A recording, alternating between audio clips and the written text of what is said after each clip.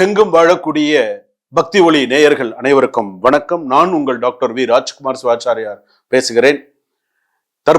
இப்பொழுது நாம் பார்க்கக்கூடிய ஒரு விஷயம் என்னன்னா, வைகுண்ட ஏகாதசி. பேரை கேட்கும் போதே வைணவர்களுக்கு எல்லாருக்குமே பாத்தீங்கன்னா அது ஒரு ஒரு ஒரு சந்தோஷம்னா அப்படி ஒரு சந்தோஷம். ஏகாதசினாலே அது ஒரு சந்தோஷம். இன்னொரு விஷயமும் நான் சொல்றேன். வருஷத்துல பாத்தீங்கன்னா நீங்க நல்லா கணக்கு பண்ணி பாத்தீங்கன்னா வருஷத்துல 24 ஏகாதசி வருது. அதுல அதி உன்னதமான ஏகாதசின்னா வைகுண்ட ஏகாதசி தான். தெரியாதவர்களுக்கும் பாத்தீங்கன்னா அது ரொம்ப ஒரு விஷயம். அது அந்த வைகுண்ட 24 ஏகாதசி வருது வருஷத்துல. அதுல வைகுண்ட ஏகாதசிங்கிறது சிறப்பு வாய்ந்த ஒரு ஏகாதசி.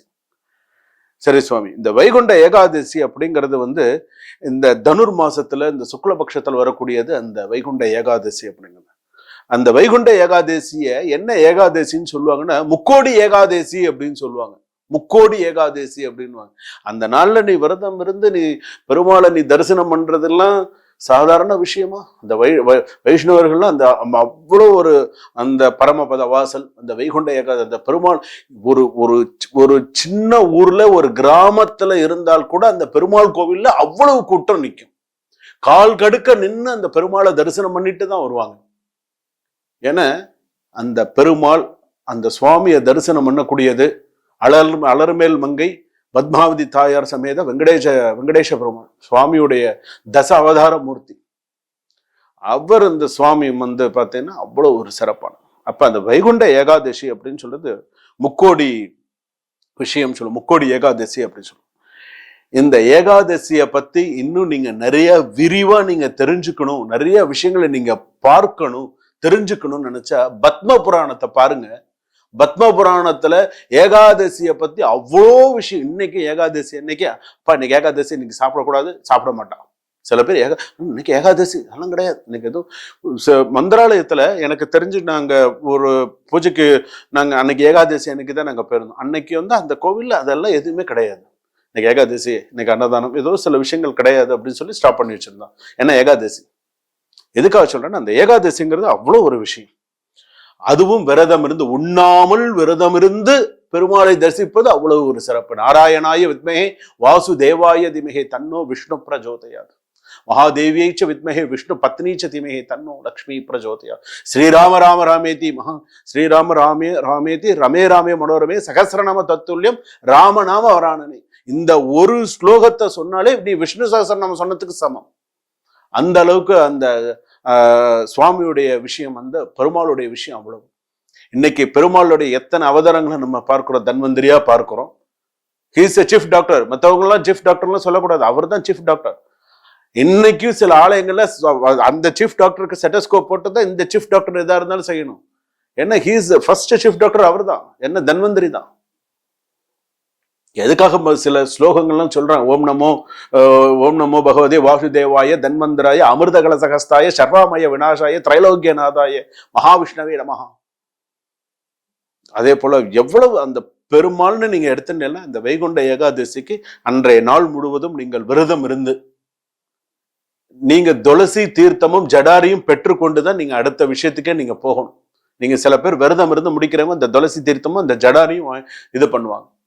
அது அன்னைக்கு அது பண்ணினாதான் அவங்களுக்கு அன்னைக்கு சிறப்பு. புரட்டாசி மாசம் சனிக்கிழமைக்கு நீங்க இந்த 4 சனிக்கிழமைக்கு என்ன சிறப்பு கொடுக்குறீங்களோ அது அந்த ஒரே நாள்ல நீங்க கொடுத்துட்டு போறதுக்கு சமம். அந்த ஏகாதசி அந்த அளவுக்கு அதுக்கு சிறப்பு, அந்த அளவுக்கு யோகாம்சம் வருது.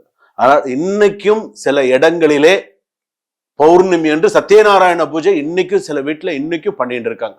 5 விதமான நைவேத்தியங்கள் செய்து சத்யநாராயண விரத கதை படித்து இன்னைக்கு சிறப்பான முறையில அந்த பிரசாதத்தை அவமதிக்க கூடாதுன்னு சொல்லுவாங்க. எனக்கு நேரம் இல்லை, நான் சாப்பிட முடியாது, நான் கிளம்புறேன் அப்படின்னு ஓடக்கூடாதுன்னு சொல்லுவேன். பிரசாதத்தை அவமதித்தா பாவமா? எது சத்யநாராயண விரத பூஜை. எனக்கு விவரம் தெரிந்து நான் சொல்றேங்க. எனக்கு இன்றைய வயது 51. நான் எனக்கு தெரிஞ்சு எங்க அம்மா 35-36 வருஷத்துக்கு மேல பௌர்ணமியில சத்யநாராயண விரத பூஜை எங்க அம்மா பண்ணியிருக்கிறத நான் கண்ணால பார்த்திருக்கேன். சத்யநாராயண பூஜை அந்த படத்தோட நான் பார்த்திருக்கேன். குழந்தை பிரசாதம் கொடுப்பாங்க, நல்லா வாங்கி குழந்தையில சாப்பிட்டுருக்கேன், எனக்கு தெரியும். அந்த சத்யநாராயண பூஜை இன்னைக்கு அந்த அளவுக்கு செஞ்சதுனாலதான் இன்னைக்கு எல்லாருமே எனக்கு க்ஷமத்தோட இருக்கா. அதெல்லாம் பெரியவான்னு சொல்றதெல்லாம் அதெல்லாம் உண்மைதான். அதெல்லாம் சில விஷயங்கள் எல்லாமே உண்டு. அதுலயும் வந்து பாத்தீங்க அப்படின்னு சொன்னா அந்த குருட்சேத்திர போர்ல நடந்த ஒரு முக்கியமான நிகழ்வு தான் இந்த வைகுண்ட ஏகாதசி அப்படின்னு சொல்றாங்க.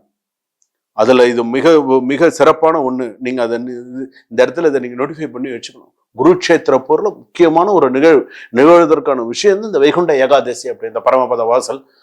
அன்னைக்கு நீங்க பெருமாள் நீங்க அன்றைய நாள்ல அந்த நாள்ல நீங்க பெருமாளுக்கு ஒரு துளசி மாலை சாத்தி, வைகுண்ட ஏகாதசி அன்னைக்கு பெருமாள் கோயிலுக்கு போய் அன்னைக்கு ஒரு பெருமாளுக்கு உங்க கைனால ஒரு துளசி சாத்தி ஒரு அர்ச்சனை பண்ணிட்டு பெருமாளை நீங்க தரிசனம் பண்ணிட்டு வந்தேன், ஓம் நமோ நாராயணாய நமஹா போய் தரிசனம் பண்ணிட்டு பேசிட்டு வந்தேனாலே வாழ்க்கையில நீங்க அமோகமா சுபிக்ஷமா. இன்னைக்கும் எத்தனையோ பேர் விஷ்ணு கோத்திரத்துல இருக்கீங்க, ஞாபகம் வச்சுக்கோங்க.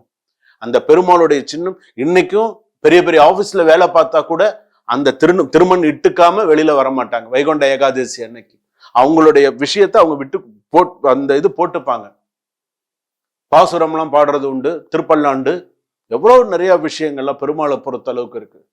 இன்னைக்கு நான் எதுக்காக நான் இவ்வளவு என்னால பேச முடியுறது அப்படின்னு சொன்னா, நான் அந்த பெருமாளுக்கு நிறைய என்னால செஞ்சிருக்கேன். அந்த வைகுண்ட ஏகாதசி அதே போல புரட்டாசி சனிக்கிழமைகள் நிறைய விஷயங்கள் பெருமாளுக்கு நிறைய அலங்காரங்கள் பூஜைகள்லாம் செய்திருக்கிறதுனால எனக்கே இந்த அளவுக்கு தெரியுதுன்னு. அப்போ வைஷ்ணவர்களுக்கு எல்லாம் இன்னும் எவ்வளவு விஷயங்கள் தெரிஞ்சிருக்குன்னு நினைச்சு பாருங்க. அவங்கெல்லாம் அதுலயே இருக்கிறவங்களாச்சு, இன்னும் அவங்களுக்கு நிறைய விஷயங்கள்லாம் இன்னும் நிறைய சொல்லுவாங்க.